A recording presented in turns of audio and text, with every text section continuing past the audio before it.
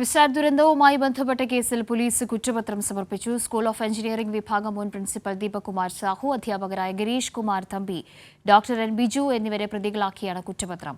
മൂവർക്കുമെതിരെ മനഃപൂർവ്വമല്ലാത്ത നരഹത്യാ കുറ്റം ചുമത്തി.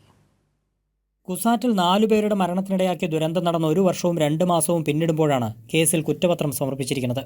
3 പേർ പ്രതികളായ കുറ്റപത്രം കളമശ്ശേരി മജിസ്ട്രേറ്റ് കോടതിയിലാണ് സമർപ്പിച്ചത്. സ്കൂൾ ഓഫ് എഞ്ചിനീയറിംഗ് വിഭാഗം മുൻ പ്രിൻസിപ്പൽ ദീപകുമാർ സാഹു, അധ്യാപകരായ ഗിരീഷ് കുമാരൻ തമ്പി, ഡോക്ടർ എൻ ബിജു എന്നിവരാണ് അന്വേഷണ ഉദ്യോഗസ്ഥനായ Thrikkakara assistant commissioner PV baby സമർപ്പിച്ച കുറ്റപത്രത്തിലെ പ്രതികൾ.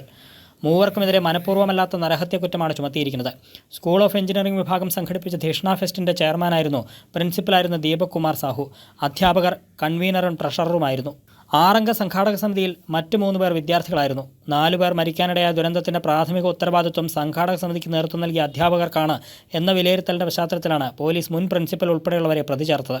2023 നവംബർ 25-നായിരുന്നു കുസാറ്റിലെ എഞ്ചിനീയറിംഗ് വിഭാഗം സംഘടിപ്പിച്ച നിഖിത ഗാന്ധിയുടെ സംഗീത നിശയ്ക്കിടെ തിക്കിലും തിരക്കിലും പെട്ട് വിദ്യാർത്ഥികൾ ഉൾപ്പെടെ 4 പേർ മരിച്ചത്.